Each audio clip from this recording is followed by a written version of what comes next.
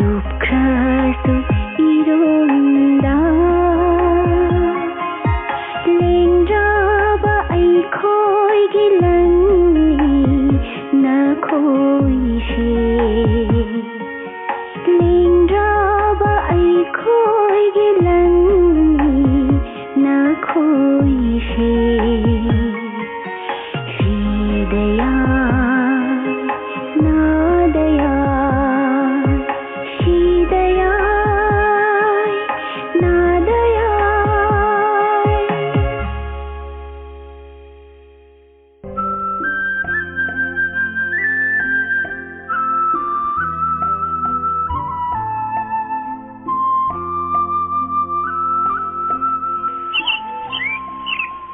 타이누, ꯀꯩꯗꯧꯔꯤꯒꯦ ꯅꯪꯕꯣ? 이마, 옥삭 삐자리에 마시 ꯂꯣꯏꯔꯒ ꯐꯧꯗꯤ ꯈꯞꯀꯦ. ꯑꯗꯨꯒ ꯐꯧꯁꯨ ꯁꯨꯒꯦ. 이자나, 아마수 낭나바 ꯍꯣꯠꯅꯕꯗ ꯋꯥꯔꯦ. ꯑꯩꯈꯣꯏ ꯃꯔꯤ ꯈꯛꯇ ꯂꯩꯕ ꯌꯨꯝꯁꯤꯗ ꯅꯅꯥꯎ ꯅꯨꯄꯤꯅ ꯏꯝꯐꯥꯜꯗ ꯂꯥꯏꯔꯤꯛ ꯇꯝꯗꯨꯅ ꯂꯩꯈ꯭ꯔꯦ. ꯅꯄꯥꯅ ꯈꯣꯡ ꯇꯤꯛꯑꯕꯅꯤꯅ ꯃꯇꯣꯝꯗ ꯍꯧꯒꯠ ꯀꯥꯡꯈꯠꯄ ꯋꯥꯔꯦ. ꯑꯩꯁꯨ ꯀꯣꯛꯁꯤꯡ ꯉꯥꯎꯕꯅ ꯍꯨꯠ ꯍꯥ ꯂꯩꯕ ꯌꯥꯗꯦ. ꯊꯕꯛ ꯈꯖꯤꯛꯇꯪ ꯁꯨꯔꯨꯕꯗ ꯁꯣꯔ ꯆꯥꯎꯏ, 이빠이 ꯍꯧꯏ, ꯍꯨꯃꯥꯡ ꯑꯅꯞꯄꯤ ꯀꯥꯏ. ꯀꯔꯤꯅꯣ ꯇꯧꯔꯤꯁꯤꯕꯣ? ꯆꯦꯡ ꯈꯞꯄ ꯐꯥꯎꯕ ꯉꯝꯁꯜꯂꯛꯇ꯭ꯔꯦ. ꯁꯨꯝꯅ ꯂꯩꯗꯧ ꯁꯔꯨꯛ ꯁꯤꯈꯤꯕꯅ ꯐꯩ. ꯑꯩꯈꯣꯏ ꯃꯥꯁꯤꯃ ꯍꯩꯍꯩꯗꯦꯗ ꯑꯉꯥꯡ ꯃꯆꯥꯗꯧꯅ. ꯃꯔꯛꯁꯤꯗ ꯅꯄꯥ ꯁꯦꯟꯅꯗꯕꯁꯨ ꯌꯥꯗꯦ. 이마나 이빠 세나드라버디 이마디 까지 떠오니 하 그다이 새끼 하이버노바 타이노 아두기 나때네 아이슈 시아싱기 까리마따 마땡 빵봉암데 빠야기 두목 인다이 카르사바시 망아이레 마시슈 푹파 호것빵암다버니나 얌와이 마시디 빠야수 레이트레 năng 마말린도도 빠야 카르 뿌루 하이루게로 아두부디 하이루게 이빠 아두가 이빠나 타박나 수바디 아이코이디 빰데고 까나기 깐나 수바노다 학장 랭옷바 까이드나바 카라 수바니 에이 하이너링이다 능이 마말린도디 라인히 빠야 오랑머니 마나 뿌레시 누가이레다 빠야 레이랍디 투목싱아 실로이라니 린도 nang lakpa phare na bai na paya leitre na solamamni kaithel da ibai na pangda ba paya do phangdraba aduda ina mini ega sehelapani bai khangdre lindo nang nai khoi gi dama yam wabi ai khoi na di nang gi na teng kai su pangu ngamde ibai nuai ten he adu mai na khangenu da ibai aina ngasi Manipur Rifles da thabak tawbu phangise isiegi mapandagini lindo aigidi imasu ipasu ngantana leikidrabanina aigidi isieni imani ibaini ipani lindo thodokba karimta khanbirunu da ado isia hayu ibaigi dabakta aina angamba khara tawjabani ko mama aikoida chak chakse oksa kangbaga panga hauna thongeba ish 이모 타이누나 통버디 소이다나 하오니 아두부 싸바디 펑어로이 hꯧ직시ꯊꯕꯛ ꯃꯐꯝꯗ ꯆꯠꯇꯕ ꯌꯥꯗ꯭ꯔꯦ ꯑꯗꯨꯅ ꯌꯨꯝꯗ ꯆꯥꯛ ꯂꯣꯏꯍꯧꯗ꯭ꯔꯤꯉꯩꯁꯤꯗ ꯏꯕꯥꯏꯒꯤ ꯄꯩꯌꯥ ꯊꯤꯜꯂꯨꯒꯦꯅ ꯑꯗꯨꯒ ꯐꯧꯗꯤꯁꯨ ꯂꯧꯔꯒꯦ ꯂꯥꯛꯑꯕ 이바이 농수 ꯌꯥꯝ ꯊꯨꯅ ꯇꯥꯔꯛꯀꯗꯧꯕ ꯃꯥꯜꯂꯤ ꯃꯔꯨ ꯇꯥꯍꯧꯔꯁꯤꯔꯅꯦ ꯐꯩ ꯅꯪꯅ ꯈꯜꯂꯒ ꯑꯗꯨꯝ ꯃꯇꯧ 마마 ꯑꯩꯗꯤ ꯐꯧꯗꯤ ꯈꯞꯇ꯭ꯔꯤꯌꯦ ꯍꯧꯖꯤꯛ ꯈꯞꯂꯨꯒꯦ ꯀꯨꯏꯔꯣꯏ ꯉꯥꯏꯍꯥꯛꯇꯅꯤ ꯌꯥꯔꯦ ꯈꯞꯄꯨꯔꯅꯨ ꯌꯨꯝꯗ ꯅꯅꯦꯕꯨ ꯑꯣꯏꯅ ꯈꯞꯍꯜꯂꯨꯔꯒꯦꯀꯣ ꯉꯁꯤꯃꯛ ꯍꯨꯟꯒꯗꯕꯁꯨ ꯅꯠꯇꯦꯗꯅ ꯂꯤꯟꯗꯣ ꯄꯥꯝ ꯁꯦꯝ ꯁꯥꯕ ꯃꯔꯨ ꯍꯨꯟꯕ ꯂꯣꯛꯄ ꯄꯨꯝꯅꯃꯛ ꯅꯪꯅ ꯃꯤ ꯅꯦꯛꯂꯒ ꯁꯨꯍꯜꯂꯤ ꯍꯥꯏ ꯄꯩꯁꯥꯁꯨ ꯄꯨꯊꯣꯛꯏ ꯑꯩꯈꯣꯏꯁꯤ ꯋꯥ ꯈꯪꯃꯟꯗ꯭ꯔꯕ ꯍꯥꯏꯕꯗꯨꯅꯤ 이바이 아야amba पैसासु नतेदा फरे 에이 로펌 셈 사버디 로여버라 낭보 아이 살루레 마펌도 양 파잖아 셈호레 프라부나 살버디 kumsi시디 마루마랑 파잖아 녹방함거다보 말이바 프라부나 짱비바 오이러스 펑나따바 아떼이 마나 마싱 까리까리리 타가네 잉어이 린도아 pan ꯆꯨꯖꯥꯛ ꯃꯥꯏꯔꯦꯟ ꯃꯪꯒ꯭ꯔꯥ ꯈꯔ ꯌꯥꯝꯅ ꯊꯥꯁꯤꯔꯥ ꯍꯥꯏꯕ ꯆꯥꯛꯋꯥꯏ ꯄꯣꯡ ꯍꯋꯥꯏ ꯀꯔꯤꯅꯣ ꯍꯋꯥꯏ ꯃꯈꯜꯁꯨ ꯌꯥꯎꯍꯜꯂꯨꯅꯦ ꯏꯄꯥ ꯍꯋꯥꯏ ꯃꯔꯤ ꯆꯠꯁꯤꯜꯂꯒ ꯐꯧ ꯌꯥꯝꯅ ꯃꯥꯡꯍꯜꯂꯤ ꯑꯁ ꯃꯗꯨ ꯇꯣꯛꯁꯤꯗ ꯏꯆꯥ ꯁꯥ ꯊꯥꯏꯅꯗꯒꯤ ꯏꯄꯥ ꯏꯄꯨꯁꯤꯡꯅ ꯄꯥꯝꯂꯧꯗ ꯐꯧꯒ ꯂꯣꯏꯅꯅ ꯍꯋꯥꯏ ꯊꯥꯃꯤꯟꯅꯔꯛꯏ ꯑꯗꯨꯗꯤ ꯀꯔꯤꯒꯤꯅꯣ ꯍꯋꯥꯏ ꯃꯔꯤꯅ ꯐꯧ ꯃꯇꯣꯟꯗ ꯄꯥꯏꯔꯒ ꯆꯤꯡꯈꯠꯂꯤ ꯍꯥꯏꯕ꯭ꯔꯣ ꯃꯁꯤ ꯑꯉꯥꯡꯁꯤꯡꯕꯨꯅꯤ ꯃꯔꯤ ꯆꯠꯇꯕ ꯁꯒꯣꯜ ꯍꯋꯥꯏ ꯅꯨꯡ ꯍꯋꯥꯏ ꯊꯥꯕꯁꯨ ꯌꯥꯏ ꯃꯐꯝ ꯑꯃꯗ ꯐꯧ ꯑꯗꯨꯒ ꯃꯐꯝ ꯑꯃꯗꯅ ꯍꯋꯥꯏ ꯉꯥꯛꯇ ꯊꯥꯕꯁꯨ ꯆꯠꯅꯔꯛꯏ ꯑꯗꯨꯒ ꯐꯧꯒ ꯍꯋꯥꯏꯒ ꯑꯣꯟꯅ ꯊꯥꯕꯁꯨ ꯂꯩ ꯑꯁ ꯃꯗꯨ ꯉꯝꯄꯣꯠꯇꯦꯗ ꯂꯝ ꯂꯩꯇꯕ ꯇꯝꯄꯥꯛꯀꯤ ꯃꯤꯅ ꯇꯧꯒꯗꯕ ꯊꯕꯛꯅꯤ ꯄꯪꯉꯤꯗ ꯏꯆꯥ ꯁꯥ ꯀꯥꯟꯅꯕ ꯂꯩꯕꯗꯒꯤ ꯑꯍꯟꯁꯤꯡꯅ ꯍꯧꯗꯣꯛꯑꯝꯕ ꯊꯕꯛꯅꯤ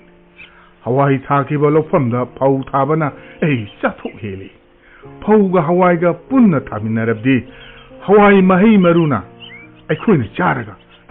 ꯄꯥꯝꯕꯤꯅ ꯃꯔꯥ ꯆꯥꯏ ꯊꯥꯏꯅꯨ ꯏꯄꯥ ꯏꯄꯨꯁꯤꯡꯅ ꯆꯠꯅꯔꯝꯕ ꯍꯥꯏꯕꯁꯦ ꯌꯥꯝ ꯃꯔꯨ ꯑꯣꯏ ꯃꯈꯣꯏꯅ ꯂꯧꯐꯝꯗ ꯆꯔꯨ ꯑꯗꯒꯤ ꯎꯅꯥ ꯋꯥꯅꯥ ꯃꯩ ꯊꯥꯔꯒꯅꯦ ꯎꯠ ꯑꯗꯨꯅꯅꯦ ꯂꯩꯄꯥꯛ ꯂꯩꯍꯥꯎ ꯑꯣꯏꯍꯜꯂꯤꯕ ꯀꯥꯟꯅꯍꯜꯂꯤꯕ ꯀꯣ ꯃꯗꯨꯗꯒꯤ ꯑꯃꯨꯛ ꯐꯪꯕ ꯃꯩꯁꯥꯅ ꯃꯅꯥ ꯃꯁꯤꯡꯗ ꯇꯥꯕ ꯇꯤꯟ ꯑꯗꯒꯤ ꯃꯍꯤꯛꯁꯤꯡꯗꯣ ꯑꯃꯨꯛ ꯃꯥꯡꯍꯜꯂꯛꯏꯕ ꯑꯗꯨꯒ ꯂꯩꯄꯥꯛꯁꯦ ꯃꯊꯛ ꯃꯈꯥ ꯑꯣꯟꯅ ꯇꯧꯔꯒꯅꯦ ꯍꯣꯝ ꯑꯃꯨꯛ ꯂꯥꯎꯍꯜꯂꯤꯕꯅꯤ ꯑꯗꯨꯅꯤ ꯐꯧꯅ ꯃꯔꯥ ꯆꯠꯄꯁꯨ ꯅꯨꯡꯉꯥꯏꯔꯝꯒꯅꯤ ꯑꯗꯨꯗꯤ ꯑꯗꯨꯅꯤ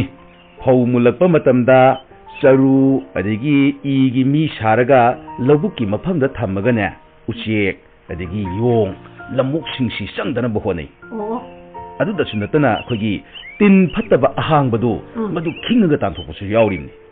ꯎꯆꯤꯅꯒ ꯐꯧꯒꯨꯝꯕ ꯑꯗꯒꯤ ꯃꯔꯨ ꯃꯔꯥꯡꯁꯤꯡ ꯆꯥꯊꯣꯛꯇꯅꯕꯒꯤ ꯊꯧꯔꯥꯡꯁꯨ ꯀꯌꯥ ꯄꯥꯏꯈꯠꯂꯝꯃꯤꯕ ꯀꯣ ꯐꯔꯦ ꯉꯁꯤꯒꯤꯗꯤ ꯃꯥꯃꯍꯜꯂꯒꯦ ꯃꯥꯃ ꯀꯣꯟꯅ ꯑꯃꯨꯛ ꯂꯥꯛꯑꯒ ꯋꯥꯔꯤ ꯁꯥꯁꯤꯀꯣ ꯏꯆꯦ ꯏꯕꯥꯏ ꯑꯩ ꯋꯥ ꯑꯃ ꯍꯥꯏꯔꯝꯕ ꯀꯥꯎꯔꯦꯅꯦ ꯀꯩꯗꯧꯔꯦ ꯃꯥꯡꯁꯤꯗꯨ ꯑꯦꯛꯖꯥꯝ ꯂꯣꯏꯔꯦ ꯂꯥꯛꯑꯅꯦꯅ ꯍꯥꯏꯔꯛꯄꯅꯤ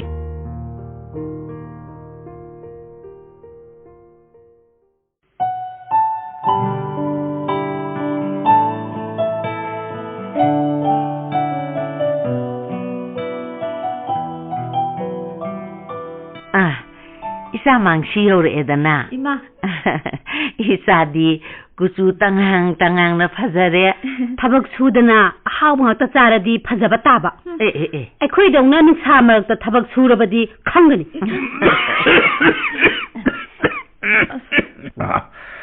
ꯏꯆꯥꯒꯤ ꯑꯦꯛꯖꯥꯝꯗꯤ ꯀꯔꯝ ꯇꯧꯈꯤ ꯌꯥꯝ ꯅꯨꯡꯉꯥꯏꯌꯦ ꯗꯤꯕꯤꯖꯟ ꯋꯥꯡꯅ ꯄꯥꯁ ꯇꯧꯔꯛꯀꯅꯤ ꯏꯄꯥꯅ ꯂꯣꯛ ꯈꯨꯔꯤꯗꯨꯕꯨ ꯀꯔꯤꯒꯤꯅꯣ ꯂꯣꯛ ꯊꯨꯡꯕꯒꯤ ꯑꯣꯏꯔꯝꯒꯅꯤ ꯅꯃꯥꯅ ꯁꯤꯡ ꯅꯣꯡꯃꯥꯡꯈꯥ ꯃꯨꯛꯊ꯭ꯔꯨꯕꯤ ꯃꯅꯥ ꯐꯨꯠꯂꯒ ꯄꯤꯊꯛꯏ ꯀꯩꯁꯨ ꯇꯧꯔꯣꯏꯗ ꯃꯔꯥꯏꯅ ꯐꯖꯒꯅꯤ ꯃꯥꯡꯁꯤ ꯅꯪꯕꯨ ꯆꯥꯛ ꯂꯥꯝꯕ꯭ꯔꯣ ꯆꯥꯛ ꯂꯩꯔꯝꯒꯅꯤ ꯆꯥꯔꯨꯁꯣ ꯉꯁꯤꯗꯤ ꯏꯃꯥꯟꯅꯕꯤ ꯃꯌꯥꯝ ꯀꯥꯏꯅꯔꯝꯗꯥꯏꯒꯤ ꯆꯥꯛ ꯆꯥꯃꯤꯟꯅꯩꯌꯦ ꯄꯨꯛ ꯊꯜꯂꯤ ꯆꯥꯅꯤꯡꯗꯦ ꯏꯃꯥ ꯑꯗꯨꯗꯤ ꯅꯐꯤ ꯍꯣꯡꯗꯣꯛꯑꯣ ꯄꯨꯛ ꯃꯌꯦꯡ ꯇꯥꯅꯕ ꯊꯕꯛ ꯇꯧꯁꯦ ꯍꯌꯦꯡ ꯇꯧꯔꯁꯤꯕ ꯏꯆꯦ ꯉꯁꯤꯗꯤ ꯄꯣꯊꯥꯔꯒꯦꯕ ꯉꯁꯤꯁꯨ ꯇꯧꯅꯤ ꯍꯌꯦꯡꯁꯨ ꯁꯨꯅꯤ ꯁꯣ ꯍꯣꯟꯕꯕꯨ ꯉꯁꯤ ꯇꯣꯛꯀꯦ ꯍꯌꯦꯡ ꯍꯣꯟꯒꯦ ꯍꯥꯏꯕ ꯌꯥꯕ꯭ꯔꯣ ꯇꯧꯔꯛꯑꯗꯧꯅꯤ ꯃꯥꯒꯤ ꯑꯩꯈꯣꯏ ꯆꯦꯒꯤ ꯃꯔꯩꯁꯤ ꯍꯦꯛ ꯍꯧꯔꯛꯑꯗꯧꯅꯦꯕ ꯃꯔꯩ ꯅꯠꯇꯦ ꯄꯥꯝꯗꯒꯤ ꯄꯨꯔꯛꯄ ꯄꯥꯟ ꯍꯋꯥꯏ ꯁꯤꯡ ꯃꯪꯒ꯭ꯔꯥ ꯃꯌꯥꯝꯁꯨ ꯏꯆꯥꯏꯔꯤ ꯃꯐꯝ ꯆꯥꯅ ꯂꯣꯏꯁꯤꯟꯁꯦ ꯑꯩꯕꯨ ꯍꯩꯒꯗ꯭ꯔꯣ ꯇꯧꯔꯒ ꯍꯩꯅꯤ ꯅꯪꯕꯨ ꯅꯤꯡꯊꯧ ꯃꯆꯥ ꯅꯠꯇꯦꯗꯅ ꯐꯔꯦ ꯑꯗꯨꯗꯤ ꯐꯤ ꯍꯣꯡꯉꯨꯔꯒꯦ ꯍꯥꯏ ꯅꯅꯥꯎ ꯁꯤ ꯍꯦꯛ ꯂꯥꯛꯄꯒ ꯅꯪꯅ ꯄꯥꯈꯣꯟ ꯁꯤꯕꯤꯔꯦ ꯀꯔꯤꯅꯣꯅꯦ ꯏꯝꯐꯥꯜꯗ ꯂꯩꯔꯤꯉꯩꯗ ꯂꯥꯏꯔꯤꯛ ꯇꯝꯕꯒꯤ ꯊꯕꯛ ꯆꯤꯡꯗ ꯂꯩꯔꯒꯅ ꯌꯨꯝꯒꯤ ꯊꯕꯛ ꯁꯨꯗ꯭ꯔꯕꯗꯤ ꯀꯔꯤ ꯆꯥꯒꯅꯤ ꯍꯣꯏꯅꯦ ꯑꯗꯨꯕꯨꯗꯤ ꯆꯨꯝꯕ ꯏꯆꯦ ꯀꯔꯤ ꯇꯧ ꯍꯥꯏꯕꯅꯣ ꯁꯤꯗ ꯐꯧꯔꯤꯕ ꯃꯣꯔꯣꯛꯁꯦ ꯐꯠꯇ ꯍꯥꯎꯗꯤ ꯈꯟꯗꯣꯛꯎ ꯃꯣꯔꯣꯛ ꯄꯥꯏꯕꯁꯦ ꯍꯥꯅꯤꯌꯦ ꯇꯟꯈ꯭ꯔꯦꯗ ꯍꯥꯁꯅꯨ ꯅꯥꯇꯣꯟ ꯃꯔꯤꯟ ꯍꯣꯅꯕ ꯊꯥꯏꯅ ꯑꯋꯥꯂꯥꯟꯗ ꯐꯥꯔꯛꯄ ꯃꯤ ꯃꯌꯥꯝꯗꯣ ꯀꯥ ꯃꯅꯨꯡꯗ ꯈꯣꯏꯖꯤꯜꯂꯒ ꯃꯣꯔꯣꯛ ꯃꯩ ꯊꯥꯔꯒ ꯊꯝꯃꯤ ꯍꯥꯏꯌꯦ ꯃꯈꯣꯏ ꯂꯣꯏꯅ ꯃꯅꯥꯇꯣꯟ ꯍꯣꯔꯝꯃꯅꯤꯀꯣ ꯑꯗꯨꯗꯤ ꯏꯆꯥ ꯁꯥ ꯅꯈꯣꯏꯅ ꯄꯥꯝꯅ ꯊꯕꯛ ꯋꯥꯅ ꯁꯨꯔꯒ ꯂꯣꯛꯂꯛꯂꯤꯕ ꯃꯍꯩ ꯃꯔꯣꯡ ꯄꯨꯝꯅꯃꯛ ꯇꯨꯡ ꯀꯣꯏꯅ ꯁꯤꯖꯤꯟꯅꯅꯕ ꯂꯤꯁꯤꯟꯗꯨꯅ ꯊꯝꯕ ꯍꯥꯏꯕꯁꯤ ꯌꯥꯝ ꯃꯔꯨ ꯑꯣꯏꯅꯤ ꯍꯩ ꯍꯦꯛꯄꯗꯤ ꯂꯥꯏ ꯍꯩ ꯈꯨꯟꯕ ꯃꯐꯝ ꯆꯥꯅ ꯊꯝꯕꯅ ꯍꯦꯟꯅ ꯃꯔꯨ ꯑꯣꯏ ꯍꯥꯏꯅꯔꯤꯕꯅꯤꯅꯦ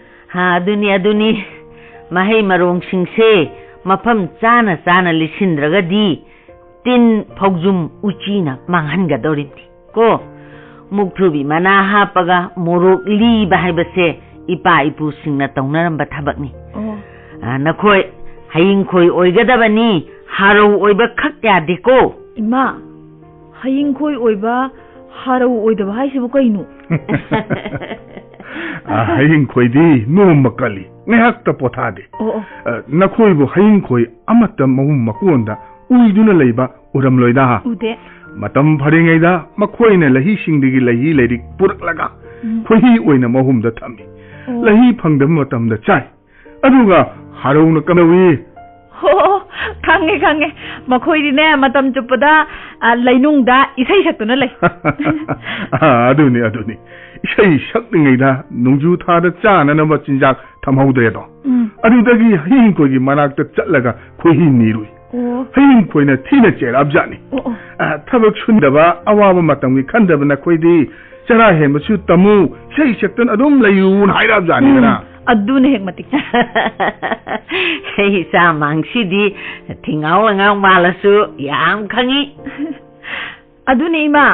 aise nachanupi atombi mangsi o yare to o taningdre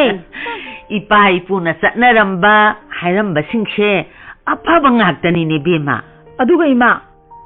chakhumda sing I tharaga chak thongba sagai de pot mayam thamba adagi khurak hangdana chujang mayam ama yansilse to osima kodai dunu ma thongkrasi nangna di duma hairiba ko maisana chujak sing tin changhande ba tabra chak thongbagi utna har oi natraga utto isingda tingaga mahi oina maroi injang na pida saitho asu tin wahik tahandi adubu sagai mathakta thangatliba poyamsina maikhu mapan thokhanre imungda nai sinduna leire ipana lokhuri se aduguma maikhu mayamsina soidana oini ma yu thakba hidang mana chabasu pharamoyi ma tumi madudi mayai ka ba chinjakni afaba natte ise lindo ngarang phau hulure khara lemise sia angangsing do loksillaluse noina dum sijinaba yabadubu akhoi gi phau leiteda kaithel dagi chiang walaga sai adu angangsing di leibu udena leibani mangsi nang mama laiye ima sia hawai maru aduga kari no thagadaba loin piro mi neklinge da thaunaba mama po thabado yauge imau mangsi bu haigadrane po thababu lairik mayektagi hena kublamoida lindo sia nabaina khong tekibagi thogdok to ningsingaga di pamlo uba tokningabani nongmaidagi di to ani ima ipana khong tekibudo kamai tawbuno nangna tha manga taruk surakpada pamda puraga napaga thabak suminai halakpada aina nangbu poi aduga napana pamdagi heglakpa mahai marong purai jingchep ki khong lambi da chatlingada nong churai napana khudi thiduna tu silaga singkhada tharo onthak nungai yamna leiba angamba singmaini aina lokhaluba sungamde kapna chela aga khungi mi singda paudami makhoina lokhalui asubna napagi phibamse oiki I nauringai da aina pakhatkiba thakatkiba aduna ngasigi phibamse oikhibani ipana khong khwang yadrabasu akhyangdi ana yek leitabanina saning thangbadi hande cha singna thabak suraga aina lemja charibase toidrabani ipa adumna haigano kapninge aikoina suraga ipai ma thaktradi kanana thakpidoiba aikoigidi ibung ipa matasu leiba natte adu ipa na chingkhada onthabu numito yu thakfra ipadi mahausadagi yu thaklaktene nakoigi nakhura siphai oiba ma aikoigi yumlonarami madi yu thakchilaga napada khatnaba hek hawi aduga magi nupi angang da yamna otli ꯑꯗꯨꯒꯨꯝꯕꯗꯨꯗꯤꯅꯦ ꯍꯥꯠꯇꯣꯛꯀꯗꯧꯕꯅꯦ hatrasu matomda sijagre ꯀꯃꯥꯏꯅ ado sumdapsi mapana yu thakpana naudu saro aina magi nupi oina sarage aduga numittugi thaudokto isada khangansi yu thakta baina yu ngawba saba magi mataudu loina khangadubu aidi magi nupidugi mataudo mita sangsangna uri fare adudi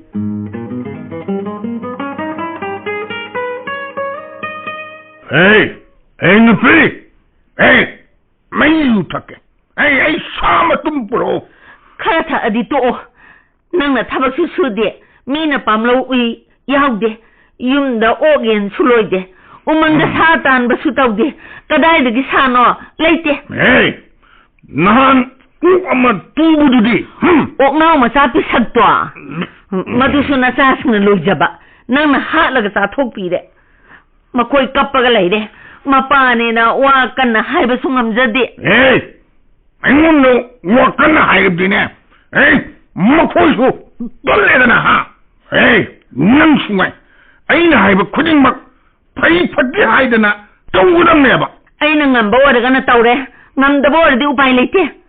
ngasisu sama tumpi haido ai ngamoy leite hey adudine ai haisino madudi nakhutukaga maide loro chagane kari upana masibo chagane bai kai phawna matu masa nungsi matu masa soktana basinai hey ai dine hey kai de hengone ai de ai lamhen bin upigi makut ai kakane hey kai thawak hey thawak lekai mi hale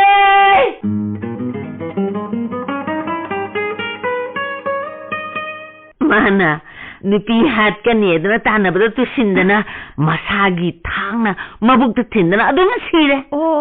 magi nupi na magi mahutta sipai leiphamgi waisit lamseng tawri ꯑꯩꯈꯣꯏ ꯃꯥꯁꯦ ꯃꯩꯇꯩ ꯁꯨꯃꯥꯡ ꯂꯤꯂꯥꯒ ꯌꯥꯎꯕ ꯌꯥꯔꯅꯤꯕꯣ ꯑꯗꯨꯗꯤ ꯌꯥꯎꯔꯁꯤꯔꯣ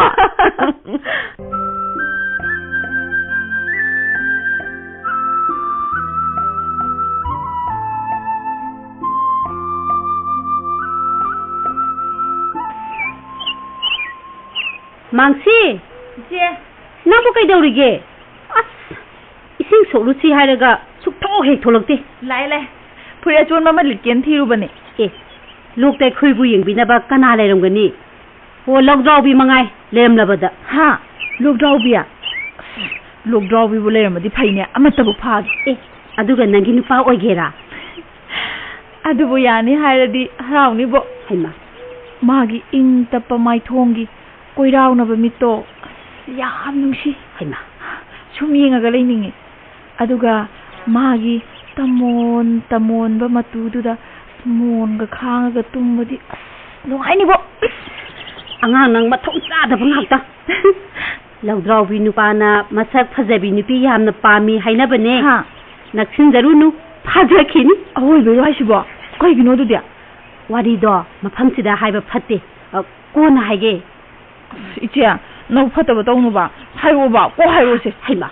ꯀꯣꯛ ꯐꯠꯇꯕ ꯅꯠꯇꯤꯌꯦ ꯑꯩꯈꯣꯏꯅ ꯆꯠꯂꯤꯕꯁꯦ ꯂꯧꯗ꯭ꯔꯥꯎꯕꯤ ꯂꯣꯛꯇꯅꯤ ꯃꯍꯥꯛꯀꯤ ꯂꯩꯐꯝꯅꯤ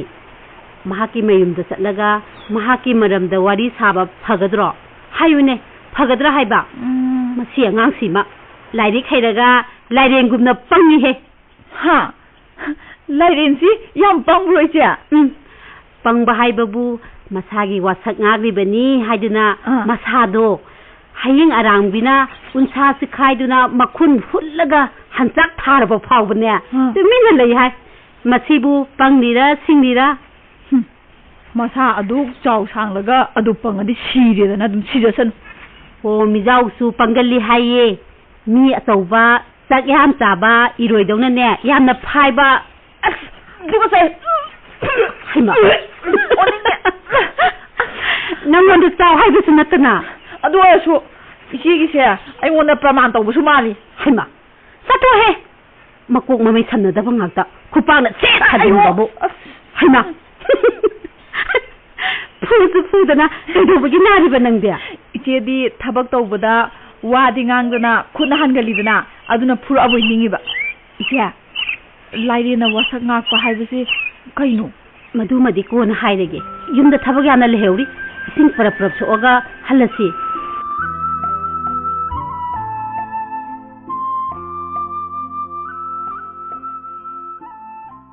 Mangsia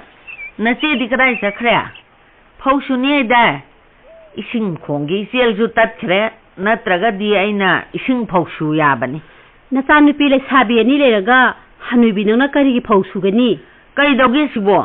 angam mateng pang bani kaino adu oirasu mina nungna gani ising phausu do ai di ngai ba ngamde thauningi kananabu sukton da yaleba ising japu athanba matom da ising haidok jaba sumbal da suk tarakpa suk amuk thangatpa as sang khraba matamni as khutna oiradine suk tha ni homlak hangani adui saroi che ai khoi dine sumbal da dong dong sudoke adu budi chumida aduda mahuksa ipa ipuna taunarami haibai wani o matam du da ne yungi nupi yam tangamgani ising su marang kaiba aduna yungi thabaksu tawba phausu subo iramgani haujiti kadai aikhoi gi yumya khongda cheliba isensu sindabaga manaraban phare isa singi apamba do adum tawro mangsia che phau yawba adagi thumokse thangdoro o asi loina baglo asi yami he amutala aba natida iche aikhoi ni amumuk sunase amana su pairingai da amana khumjanba e mai nangna churakpa phau aina khumjinba lore khut sugaiduna tatlani nahanong masu khut sudat ke tawbodo o numito aidi sukta tan kai khide ichena kai akpani sa yengoi thaba ama tawbada tan haibase yam lubani ko tan kai be yade ba tabra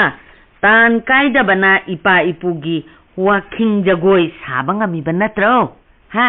phare numita dore nabani khana dona leranu ko ima napang te yenguge ije kumsidi ne akhoi ni walking jagoi sasiraba Jonathan wa pai haibani Jonathan hoi madu mai se chukam loi luhonglamdai da khumit kai gani hauzik pu jagoi sabada ite khumit kai re luhongba yaroi haradi mina nongnani ne ho adune ba mangsi imana mulaura ani phausu langnasi khongna phausu tathin khumjinsi nangna amu aina amu as ije aidi sukha khudingi khongna phau khomba haiti khong sugaini nangi di adu ngaktani aikhoi phausu ba haitaba yadabane hayawai mau oiraga phausu ba cheng khappa haitabagi tanthoabadi kamdawni atai da lairadi khangde aduga Jonathan da lairadi phausu loi haye nangi do iroi leitingaida hongdong happa haibaduni chechillu launa leinedingaida nupa singna haiba wa yamna su thajarunu makhoigidi lawamdai singthawni khanaramdai khairoini aduguma nupagi mamitto tingkhangna chak thingadongni Jonathan sune aduguma nupa oiramadine mamittu da ising brown sawdo haijingadongni adudi nangna nitamagi nipi oira oiro atopa nupa dane yung kok pan khini tukla sese kire ba wang hakta phawdum sura seba hey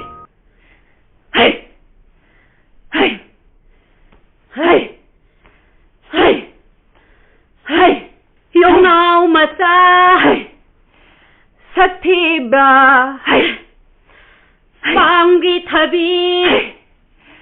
huranba yongjau khulakpa takhoke nanam tatna phuhange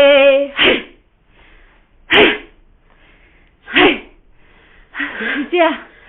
ware nga botha kisi nangama angon na tagumi wagan khare phare ai lu silage sing chu khabla age nang chak thongna ba khotnai ro ai changa age soidena di chang uko nang na tom ta thadu abadi sak pet para ensang thum yak para amadi soira ro ꯑꯣ ꯇꯧꯔꯣꯏꯗ ꯑꯩꯉꯣꯟꯗ ꯆꯥꯛ ꯊꯣꯡꯉꯣ ꯍꯥꯏꯗꯅꯕ ꯃꯔꯛꯇ ꯑꯩꯅ ꯁꯥꯟꯅꯕ ꯀꯨꯝꯍꯩꯅꯦ ꯑꯩꯁꯨ ꯄꯥꯝꯗ ꯊꯕꯛ ꯁꯨꯕ ꯆꯥꯛ ꯊꯣꯡꯕ ꯌꯥꯝ ꯍꯩꯖꯥꯠꯅꯤꯀꯣ ꯃꯁꯤ ꯇꯧꯔꯝꯅꯤꯌꯦ ꯀꯨꯝꯁꯤꯗꯤ ꯅꯆꯦ ꯊꯥꯏꯅꯨ ꯂꯨꯍꯣꯡꯗꯧꯔꯕꯅꯤꯅ ꯃꯊꯪ ꯆꯍꯤꯗꯒꯤ ꯄꯥꯝꯂꯧ ꯎꯕ ꯇꯣꯛꯑꯅꯤ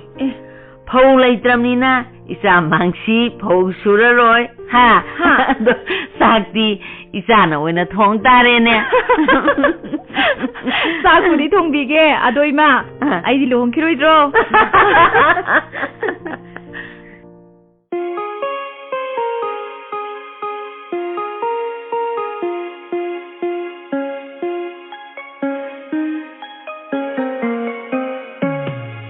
마담기